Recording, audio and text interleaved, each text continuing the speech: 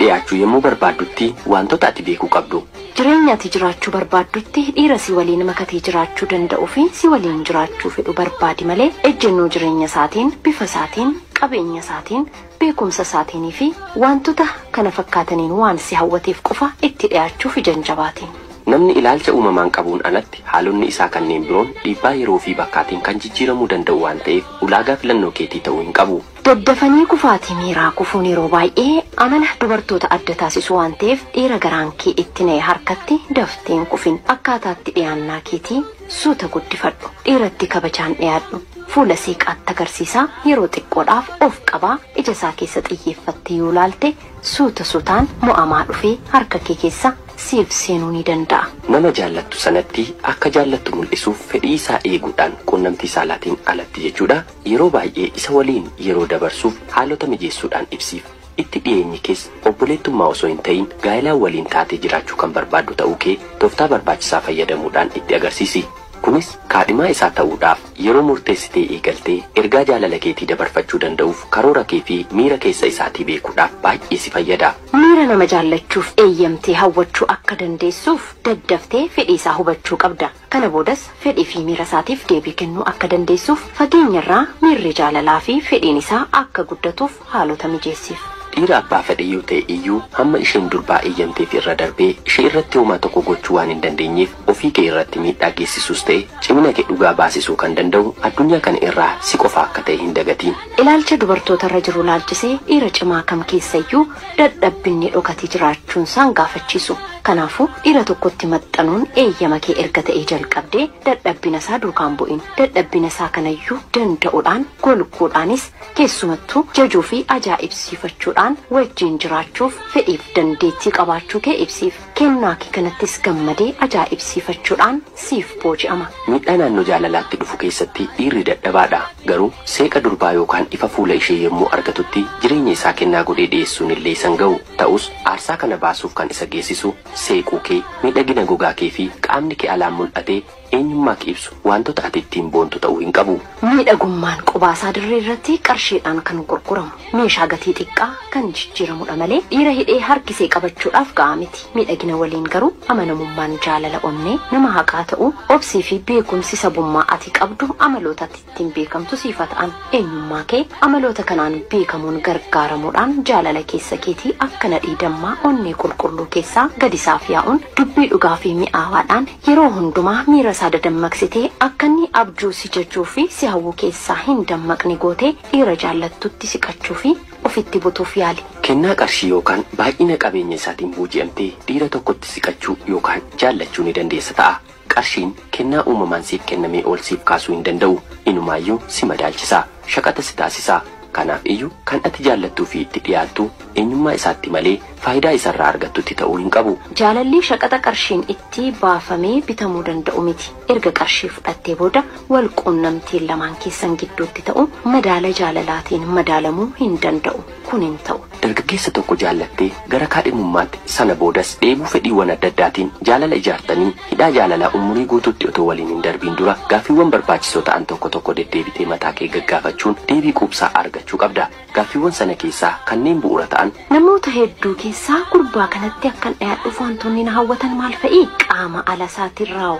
Fakkeenyaaf sadarkaa barumsa isaati, dandeettii dubbiin ni qabu, ejjennoo isaa, akkaataan uffannaa isaa, suurraaf simboo isaa, miindaan isaa, qabeenyi isaa hundumtuu eenyummaa isaa bakka bu'a yookiis eenyummaa isaa isa keessaa kan lolaan hin diigne. Fakkeenyaaf sirna naamusa isaa, akkaataa laalcha isaa, nama kabajuu isaa, gad of deebisuu isaa, haqummaa isaa. Ulaagaaleen ati ittiin isaaf booji'amte lakkoofsaan hedduu yoo ta'an iyyuu ibsa bakkee isaatti caalaatti eenyummaan isaa inni keessaa jaalalli kee milkaa'ee umurii guutuu jabaatee kan itti fufu akka ta'uuf amansiisa ga'aa siif laatu. Erga wal jaallatanii booda rakkoo miira walitti bu'insa uumuu irraa of eeggachuudhaan waqtiilee dheeraadhaaf wal jaallatanii erga turtaniin booda amala walii shaakaluu fi gad fageenyaan wal baruun walitti gammaduu fi wal bashannansiisuu waan uumuufi. Adeemsa jaalalaa irratti fakkeessaan oduu baay'ee odeessuun amala waliin hin uumamin yeroo gabaabaadhaaf uffachuun tasumaan barbaachisu. Amalli keenyi dhokatee ture akka biiftuu ganamaa suutaan mul'atee yeroo argamaa adeemu hiriyoota kee fi hawaasaatitti gidduu jiraattu biratti kabaja kee irratti miidhaa waan geessisuuf amalli fakkeessaa akka sirraan mul'anneef eeggannoo guddaa godhi. Eenyummaa kee dhoksuuf akkaataan dubbii ati filattu jechoota filannaan kee akkaataa uffannaa kee fi gochawwan kumaan lakkaa'aman cimina kee agarsiisuudhaan yoo mul'atan illee dhugaan jiru waqtiilee fi bakka isaanii eeggatanii bakkeetti ba'uu ni nafu. Kunis umurii hawaasaa wajjin jiraachuuf siif kenname qofummaa fi gaddaan akka ati dabarsitu si taasisa. Keessumattuu eenyummaa keessa dhokatee ture yommuu hubatu dhiirri jaallatee si fuudhuuf murteessee ture waa'ee keetiif keessa isaatii iddoon inni qabu kan nama jibbisiisu ta'a. Kanaafis amma dandeessitti eenyummaa kee innatittiin uumamte ibsa jireenya keetii haa ta'u. Eenyummaa kee isa sirrii kanaan dhiira jaallatte tokko hawwachuun dandeessu taanaan sittaaf. Addunyaan keenya yeroo hundumaa namoota injifannoo gonfatan qofa otoo hin ta'in namoota mo'amaniinis guutee kan dhiphatu akka ta'e yaadadhu. Har'a dorgommii tokko irratti kan injifatamte boor immoo dorgommii biraa irratti injifachuu akka dandeessus hin irraanfatiin. Kaadhimummaadhaaf amaloota adda addaa miidhaa isaanii waliin danda'uu qofa osoo hin ta'in fudhachuunis barbaachisaadha. Namoonni lama raawwatanii tokko ta'uu danda'an yeroo hundumaa seenaa dhalootaa keessatti amalaan muuxannoowwan naannolee adda addaatiin fedhiidhaan yaadaan amantii fi barumsaan adda ba'uun isaanii nafu. Kanaaf kaadhimummaa bu'a qabeessa ijaaruudhaaf adda addummaa jiru fudhachuu akka qabdu hubadhu. Iftoominni dubbii gaggaarii waliin dubbachuu fi wal sodaachuu dhiisuu erga wal jaallatanii boodas jaalala ijaaruudhaafis ta'e erga ijaaranii boodas walitti hidhamanii jiraachuun qabeenya kesiifaa ta'u akka ta'e yaadadhu. Har'a dorgommii tokko irratti kan injifatamte boor immoo dorgommii biraa irratti injifachuu akka dandeessus hin irraanfatiin. Kaadhimummaadhaaf amaloota adda addaa miidhaa isaanii waliin danda'uu qofa osoo hin ta'in fudhachuunis barbaachisaadha. Namoonni lama raawwatanii tokko ta'uu danda'an yeroo hundumaa seenaa dhalootaa keessatti amalaan muuxannoowwan naannolee adda addaatiin fedhiidhaan yaadaan amantii fi barumsaan adda ba'uun isaanii nafu. Kanaaf kaadhimummaa bu'a qabeessa ijaaruudhaaf adda addummaa jiru fudhachuu akka qabdu hubadhu. Iftoominni dubbii gaggaarii waliin dubbachuu fi wal sodaachuu dhiisuu erga wal jaallatanii boodas jaalala ijaaruudhaafis ta'e erga ijaaranii boodas walitti hidhamanii jiraachuun qabeenya kesiifaa ta'u. Dhiyaachuu yommuu barbaaddutti wantoota ati beekuu qabdu. Jireenya ati jiraachuu barbaaddutti dhiira si waliin makatee jiraachuu danda'u fi si waliin jiraachuu fedhu barbaadi malee ejjennoo jireenya isaatiin, bifa isaatiin, qabeenya isaatiin, beekumsa isaatiin fi wantoota kana fakkaataniin waan si hawwateef qofa itti dhiyaachuuf ijaan jabaatiin. Namni ilaalcha uumamaan qabuun alatti haalonni isaa kanneen biroon dhiibbaa yeroo fi bakkaatiin kan jijjiiramuu danda'u waan ta'eef ulaagaa filannoo keetii ta'uu hin qabu. Daddafanii kufaatii miiraa kufuun yeroo baay'ee amala dubartoota adda taasisu waan ta'eef dhiira garaan kee itti na'e harkatti dafteen kufin akkaataatti dhiyaannaa keetii suuta guddifadhu. Dhiiratti kabajaan dhiyaadhu.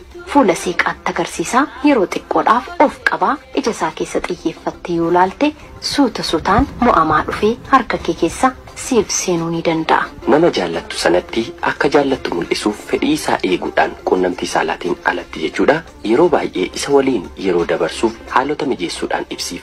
Itti dhiyeenyi keessa obboleettummaa osoo hin ta'in gaa'ilaan waliin taatee jiraachuu kan barbaaddu ta'uu kee tooftaa barbaachisaa fayyadamuudhaan itti agarsiisi. Kunis kaadhimaa isaa ta'uudhaaf yeroo murteessitee eegaltee ergaa jaalala keetii dabarfachuu danda'uuf karoora kee fi miira keessa isaatii beekuudhaaf baay'ee si fayyada. Miira nama jaallachuuf eeyyamtee hawwachuu akka dandeessuuf daddaftee fedhii isaa hubachuu qabda. Kana boodas fedhii fi miira isaatiif deebii kennuu akka dandeessuuf fageenyarraa miirri jaalalaa fi fedhiin isaa akka guddatuuf haalota mijeessiif. Dhiira abbaa fedhe yoo ta'e iyyuu hamma isheen durbaa eeyyamteef irra darbee ishee irratti homaa tokko gochuu waan hin dandeenyeef ofii kee irratti miidhaa geessisuus ta'e cimina kee dhugaa baasisuu kan danda'u addunyaa kana irraa si qofa akka ta'e hin dagatiin. Ilaalcha dubartoota irra jiru laalchisee dhiira cimaa kam keessayyuu dadhabbinni dhokatee jiraachuun isaan gaafachiisu. Kanaafuu dhiira tokkotti maxxanuun eeyyama kee erga ta'ee jalqabdee dadhabbina isaa duukaan bu'in. Dadhabbina isaa kanayyuu danda'uudhaan golguudhaanis keessumattuu jajuu fi ajaa'ibsiifachuudhaan wajjin jiraachuuf fedhiif dandeettii qabaachuu kee ibsiif. Kennaa kee kanattis gammadee ajaa'ibsiifachuudhaan siif booji'ama. Miidhaa naannoo jaalalaatti dhufu keessatti dhiirri dadhabaadha. Garuu seeqa durbaa yookaan ifa fuula ishee yommuu argatutti jireenya isaa kennaa godhee dhiyeessuun illee isan ga'u. Ta'us aarsaa kana baasuuf kan isa geessisu seequu kee, miidhagina gogaa kee fi qaamni kee alaan mul'atee eenyummaa kee ibsu wantoota ati ittiin boontu ta'uu hin qabu. Miidhagummaan qubaasaa dirree irratti qarshiidhaan kan gurguramu meeshaa gatii xiqqaa kan jijjiiramudha malee dhiira hidhee harkisee qabachuudhaaf ga'a miti. Miidhagina waliin garuu amanamummaan jaalala onnee nama haqaa ta'u obsii fi beekumsi sabummaa ati qabdu amaloota ati ittiin beekamtu siifa ta'an eenyummaa kee amaloota kanaan beekamuun gargaaramuudhaan jaalala keessa keetii akka nadhii dammaa onnee qulqulluu keessaa gadi isaaf yaa'uun dubbii dhugaa fi mi'aawaadhaan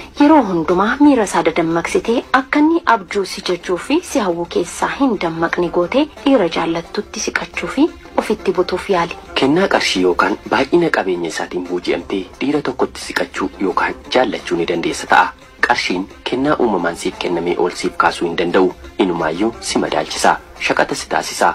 Kanaaf iyyuu kan ati jaallattuu fi itti dhiyaattu eenyummaa isaatti malee faayidaa isarraa argattutti ta'uu hin qabu. Jaalalli shaqaxa qarshiin itti baafamee bitamuu danda'u miti. Erga qarshii fudhattee booda wal quunnamtiin lamaan keessan gidduutti ta'u madaala jaalalaatiin madaalamuu hin danda'u. Kun hin ta'u. Dargaggeessa tokko jaallattee gara kaadhimummaatti sana boodas dheebuu fedhiiwwan adda addaatiin jaalala ijaartanii hidhaa jaalalaa umurii guutuutti otoo waliin hin darbiin dura gaaffiiwwan barbaachisoo ta'an tokko deddeebitee mataa kee gaggaafachuun deebii quubsaa argachuu qabda. Gaaffiiwwan sana keessaa kanneen bu'uura ta'an namoota hedduu keessaa gurbaa kanatti akkan dhiyaadhuuf wantoonni na hawwatan maal fa'i? Qaama ala isaatiin raa'u.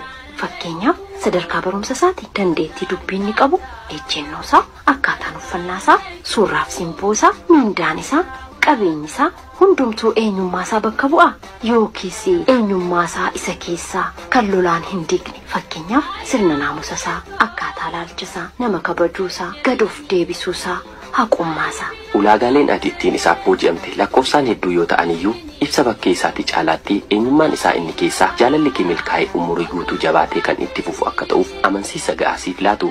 Erga wal jaallatanii booda rakkoo miira walitti bu'insa uumuu irraa of eeggachuudhaan waqtiilee dheeraadhaaf wal jaallatanii erga turtaniin booda amala walii shaakaluu fi gad fageenyaan wal baruun walitti gammaduu fi wal bashannansiisuu waan uumuufi. Adeemsa jaalalaa irratti fakkeessaan oduu baay'ee odeessuun amala waliin hin uumamin yeroo gabaabaadhaaf uffachuun tasumaan barbaachisu. Amalli keenyi dhokatee ture akka biiftuu ganamaa suutaan mul'atee yeroo argamaa adeemu hiriyoota kee fi hawaasaatitti gidduu jiraattu biratti kabaja kee irratti miidhaa waan geessisuuf amalli fakkeessaa akka sirraan mul'anneef eeggannoo guddaa godhi. Eenyummaa kee dhoksuuf akkaataan dubbii ati filattu, jechoota filannaan kee, akkaataa uffannaa kee fi gochawwan kumaan lakkaa'aman cimina kee agarsiisuudhaan yoo mul'atan illee dhugaan jiru waqtiilee fi bakka isaanii eeggatanii bakkeetti ba'uu ni nafu. Kunis umurii hawaasaa wajjin jiraachuuf siif kenname qofummaa fi gaddaan akka ati dabarsitu si taasisa. Keessumattuu eenyummaa keessa dhokatee ture yommuu hubatu dhiirri jaallatee si fuudhuuf murteessee ture waa'ee keetiif keessa isaatii iddoon inni qabu kan nama jibbisiisu ta'a.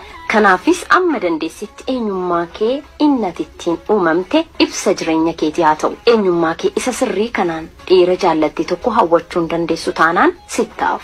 Addunyaan keenya yeroo hundumaa namoota injifannoo gonfatan qofa otoo hin ta'in namoota mo'amaniinis guutee kan dhiphatu akka ta'e yaadadhu. Har'a dorgommii tokko irratti kan injifatamte boor immoo dorgommii biraa irratti injifachuu akka dandeessus hin irraanfatiin. Kaadhimummaadhaaf amaloota adda addaa miidhaa isaanii waliin danda'uu qofa osoo hin ta'in fudhachuunis barbaachisaadha. Namoonni lama raawwatanii tokko ta'uu hin danda'an. Yeroo hundumaa seenaa dhalootaa keessatti amalaan muuxannoowwan naannolee adda addaatiin fedhiidhaan, yaadaan, amantii fi barumsaan adda ba'uun isaanii nafu. Kanaaf kaadhimummaa bu'a qabeessa ijaaruudhaaf adda addummaa jiru fudhachuu akka qabdu hubadhu. Iftoominni dubbii gaggaarii waliin dubbachuu fi wal sodaachuu dhiisuu erga wal jaallatanii boodas jaalala ijaaruudhaafis ta'e erga ijaaranii boodas walitti hidhamanii jiraachuun qabeenya keessiifaa ta'u.